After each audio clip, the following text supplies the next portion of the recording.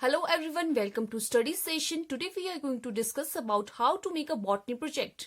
Botany project हो या फिर एमएससी प्रोजेक्ट हो, कोई भी जूलॉजी का हो या फिर आपका ज्योग्राफी का हो या फिर आपका कोई बीएससी प्रोजेक्ट हो, हमेशा से एक माइंड में रहता है कि किस तरह से हम अपना प्रोजेक्ट यूनिक तरीके से प्रेजेंट करें।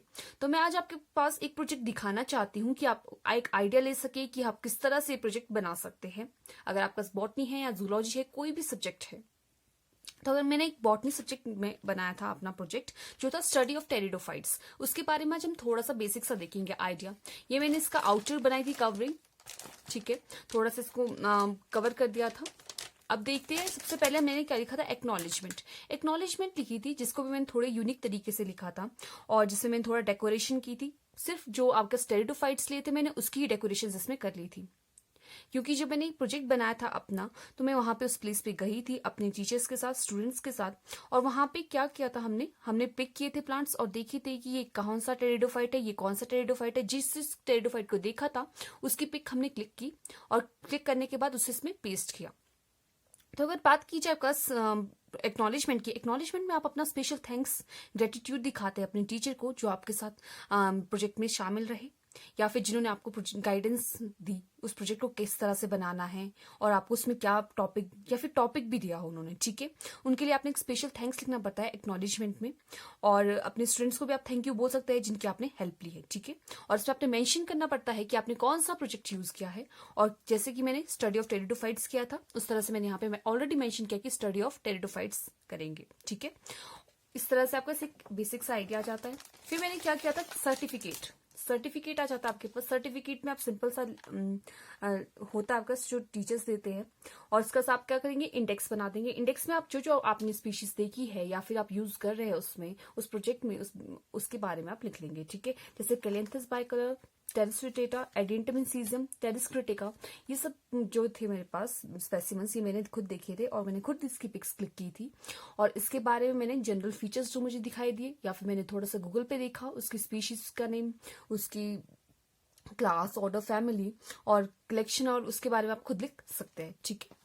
अगर हम बात करें कैलेंथस बाइकलर, ये मैंने पहला देखा था अपने पास टेरिडोफाइट। ये टेरिडोफाइट मुझे सराहन में दिखा था, तो मैंने इसका अलग से बना दिया था। ये वेंट्रल साइड है, इसकी अबव वाला पोर्शन होता है जो लीव का, वो ये है वेंट्रल साइड कैलेंथस बाइकलर का। फिर मैंने डॉर्सल व्यू यहाँ पे लिखा था, इसको हम इस तरह से ओपन करेंगे और इसके नीचे आ जाता है बस इसका डॉर्सल व्यू, मतलब निचला वाला हिस्सा आ जाएगा आपके पास उस पार्ट का। उसके बाद आप इसके आइडेंटिफाइंग फीचर्स भी लिख सकते हैं। आइडेंटिफाइंग फीचर्स कैसे, ये कैसा था, ये स्मॉल था, एवरग्रीन था, किस तरह से था, ये लीव्स कैसी थी, इसकी डेंसली कवर्ड थी, इसके बारे में सिंपल से आइडेंटिफाई फीचर्स लिख सकते हैं 4-5 लाइन्स में।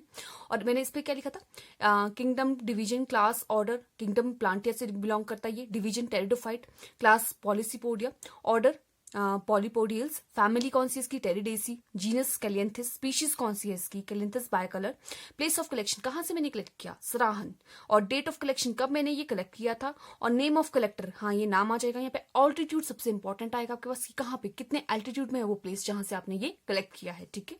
इस तरह से बेसिक सा आइडिया है आपके पास किस तरह से आप फर्दर अपना पूरा प्रोजेक्ट बना सकते हैं। जैसे एडेंटम इंसीजियम था आपके पास, इसका भी मैंने डॉर्सल व्यू और वेंट्रल व्यू दोनों लिए है, पिक क्लिक की थी उस टाइम, और इसके बारे में भी इसी तरह से मैंने पूरा डाटा लिखा है। और इस तरह से क्या आएगा, टेरिस विटेटा के बारे में भी इस तरह से, ये इसका डॉर्सल व्यू होता है टेरिस विटेटा का, और इसका ये वेंट्रल व्यू होगा आपके पास टेरिस विटेटा का। तो एक सिंपल सा बेसिक सा आइडिया आपके पास आ जाता है कि आप अपने मार्क्स कैसे इंक्रीज कर सकते हैं, कैसे अपना जो डाटा है उसको प्रेजेंट करते हैं। सबसे मेन इंपॉर्टेंट यही रहता है कि जिस तरह से आपकी प्रेजेंटेशन होती है, जिस तरह से आपने लिखने का तरीका होता है या फिर आप डेकोरेशन करते हैं, वो बिल्कुल सोफिस्टिकेटेड तरीके से होनी चाहिए, बिल्कुल ज्यादा कलश मगिश ना कीजिए, और सिंपल सा आप प्यारा सा प्रोजेक्ट बना सकते हैं विद यूनिक आइडियाज। जैसे कि पायरोसिया था, ये वेंट्रल व्यू था, ये इसका डॉर्सल व्यू है अलग से, इसका आइडेंटिफाइंग फीचर्स आ जाते हैं। और फर्दर टेरिस क्रिटिका की बात करें हम आपके पास, तो टेरिस क्रिटिका के भी आपका देखिए यहाँ पे, ये इसका फर्टाइल भी था उस टाइम, और ये दोनों फर्टाइल रीजन्स मैंने यहाँ पे शो कर दिए थे इधर उधर, और यहाँ पे ये बिल्कुल डॉर्सल और वेंट्रल व्यू दिखा दिया था इसका टेरिस क्रिटिका का। इस तरह से आप सारे के सारे अपने जो स्पीशीज है या फिर जो आपका स्पेसिमन्स है उनकी पिक्चर्स कलेक्ट करके उनको अच्छे से एक्सप्लेन कर सकते हैं। इस तरह से यूनिक से आइडिया से उसको कर सकते हैं। पॉलीस्टाइकम डिस्क्रीटम, इसका डॉर्सल व्यू है और वेंट्रल व्यू है। इस तरह से आप अपना प्रोजेक्ट अच्छे से बहुत नीटली अपने टीचर्स को सबमिट कर सकते हैं। इससे आपकी क्या प्रेजेंटेशंस का आइडिया आपको लग जाएगा कि किस तरह से कोई भी चीज़ प्रेजेंट करनी चाहिए।